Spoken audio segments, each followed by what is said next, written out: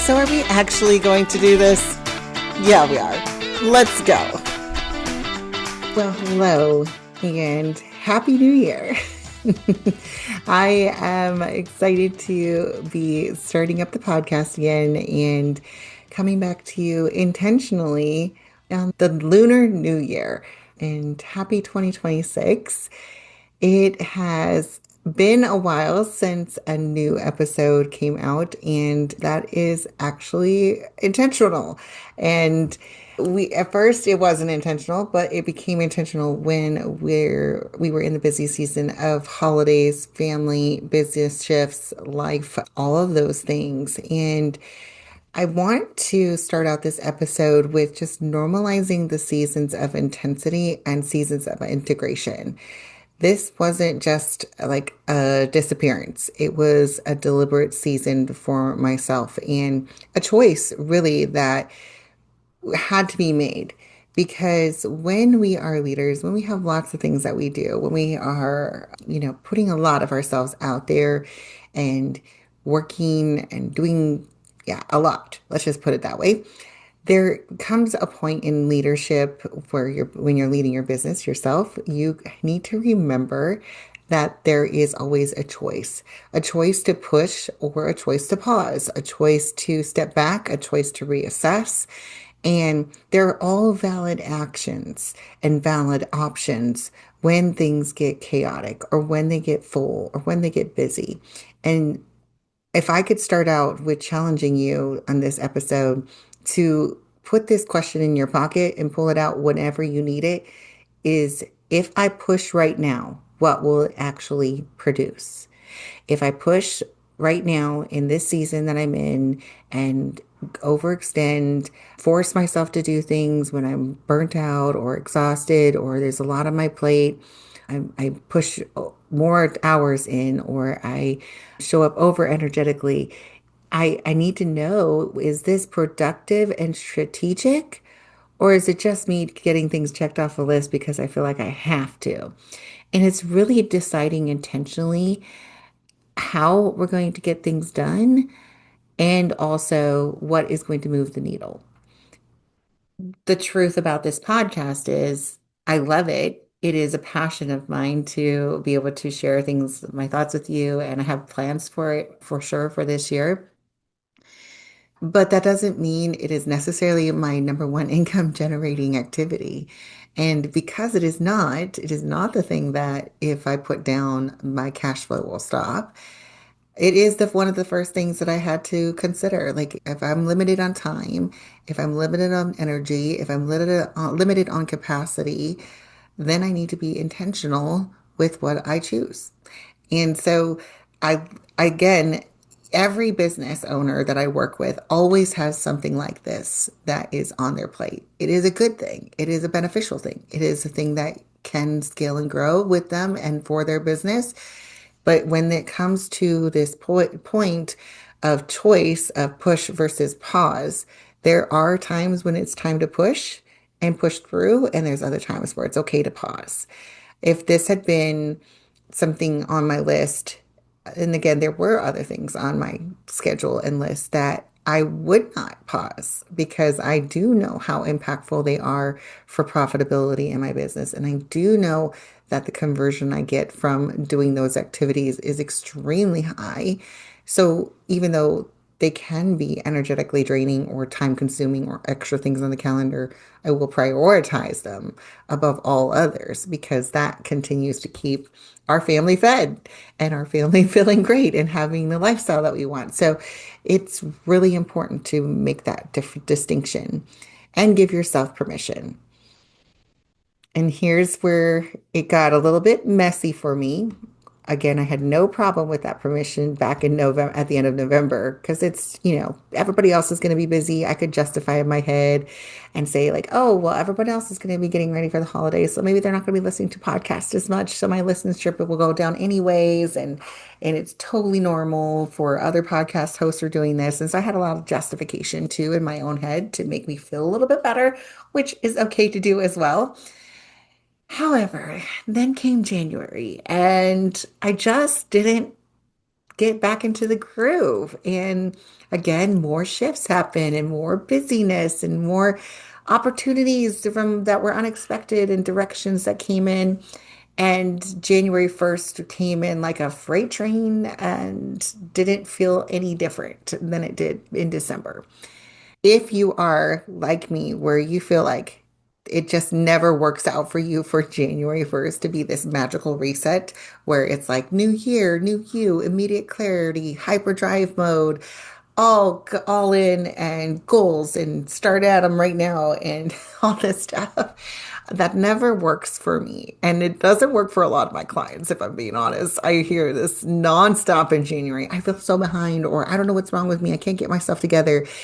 And so I again reminded myself that January doesn't have to be this choice for everyone to magically reset. And again, this is not even our true new year. This is again, just not going into all the background of it, but January is made the new year for tax purposes. It's not the natural new year. And so I just decided, I was like, I'm subscribing to the Chinese New Year. I'm subscribing to the Lunar New Year in February. I'm going to give myself this permission to not force January to be a reset, but let the clarity arrive organically. And being able to come from a place of, oh, I'm panicking because I'm behind and I'm not, what's wrong with me? And I can't get my act together. I can come from a place of leadership in alignment and choice and being able to intentionally reset that new year. So, celebrating that today, the year of the fire horse is starting. We still in January, we're shutting off all of 2025, which was a really heavy year for so many. And it's okay to process that out and to really still be releasing it and go in there and say, I'm ready to shift now. I want to let that go. I'm done with it and honor our natural rhythms instead of artificial deadlines. Whether you believe in the zodiac stuff or, astrological timing, any of that, again, not here to get you to believe anything, but to say, what is your organic natural rhythm that you need to be in and connect to that intuition and use your strategy to align with that instead of creating this urgency and scarcity feeling and pressure. Instead, choose to set that intention to step into your power. And it was just amazing and it felt magical to give myself that permission and to say, even when people brought it up, hey, are you doing your podcast anymore? I'm like, well, yes, I am, but I'm just not doing it just yet. And you can choose to put that into, oh, I'm behind what they must think of something of me. In fact, I even felt this a little bit where I struggled, and because I'm not perfect, and I'm honest with you guys. I was speaking at an amazing event in January for women in business. And as I was putting it together, I had this moment and I was kind of freaking out because my business cards, my QR code, my intro slide all talked about the podcast. And so here I am, host of actually the podcast and promoting it all over the place to this big room of women. And I started to be like, oh my gosh, they're going to think like, what's wrong with her? She doesn't have her act together. And she doesn't know what she's doing. She tries to say she's this amazing business coach and strategist and fractional CSO, and yet she can't even do her own podcast. And I made this story up in my head and I was starting to run with it. And my subconscious was really having a great time imagining all the ways everyone was going to judge me. And I'll tell you what I did in that room while I was speaking. I just called out the elephant in the room and said, this is the thing. We can all make up stories in our heads about what everyone else is going to think of us. And I told them about how I was feeling and how I started to make this story in my head about how they would feel. And I said, the truth is, if you judge me, you're not for me. Because I made this choice intentionally. And you don't know what is going on in my life. And if you judge me by whether or not I'm consistent in a podcast or have launched a new episode January 1st, then I don't really want to work with you because that's not the energy I'm in. I'm not in that pressurized energy. And when I tell you, ladies, that the room related to that, and they all were like, yes. And in fact, a round of applause. I laughed so hard because it's just the truth. We just need to say it out loud. We're not in this need to make everyone, all these thoughts that our subconscious is thinking that everyone else is thinking to be happy. And it's really easy to create strategy and action from a place of fear of judgment. But really, we need to be in the authority, and I'll be okay with the vulnerability sometimes because building a business with reaction from imposter syndrome or fear of judgment, it's not the kind of attraction I want to build to my people. In fact, I will not attract the right people to me. I'll attract other people in fear. And let me tell you, working with people who are in a fear-based situation and like it there and want to camp there and live there, it's not easy to get results. Oh, it is not. Some of the hardest work I've ever done with clients is when they just are camped out in fear, ju fear of judgment, fear of imposter syndrome, fear of what everybody else will think, fear of it not working out, fear of not doing enough. They never see success. They don't until they let go of that and instead step into that I'm not going to worry about this. They're reclaiming their authority and remember that as a business owner, you're in charge. You're in charge. So if you've set a deadline for yourself that no one else knows about, like let's say you're launching a new product in 6 weeks and you are stressed out of your mind and you're behind schedule and all this stuff, you can change that date. Unless you have a signed contract, and even then, you can go back to your contract and say, "Hey, we need to move this so I can deliver the best product. What do you think?" Get them in there. Be honest, be vulnerable, and say, "I can deliver a better product if we give us a little wiggle room on our delivery date." In fact, one of my clients I've had for many years, she boxed me last weekend and was like, Lonnie, I'm feeling like I'm just not ready to take on this proposal and collaboration, and I don't know what to say because I'm just recovering from a lot with our family, but I'm not trying to like use it as an excuse. So I was like, you know what? You just reach out to them and say, we're so excited to work with you, and we haven't officially put a timeline on the calendar yet. I know you talked about first quarter, but our timeline is going to start quarter 2. I'm so excited to offer you the first dates on our calendar. That's all you needed to do. And that permission granted, man, it was just game changer for her to feel freedom to continue to be healing in a healing place and to be resting, but also to be in a place of non-rushed and not pressurized. And it's so important that we do that because you don't let other people run you and your calendar. You don't need to defend your worth. You don't need to let other people set up your success timeline. And in fact, I've seen it so often where if we rest and we are intentional and we move from a place of intention and integrity and authority and leadership, you get way better results and impressive results at that. But when we move from fear and stress and emotional dysregulation, ugh, it's not good. So if that happened to you already this year, don't worry. There's still time to reset. And you can, at any moment in your business throughout the year, it doesn't have to be just in the new year. You can just challenge yourself to lead with intention, not proof. Stop proving yourself to everyone else. Start aligning yourself to what you want. Asking yourself, who am I trying to impress here? Does this actually matter in my business? What season am I in? You're allowed to grow quietly. You're allowed to grow differently. You're allowed to grow in any way you choose. You're allowed to pivot. You're allowed to define and redefine your success. It's okay. It doesn't kill you. It just makes you different, and different is what stands out, my friend.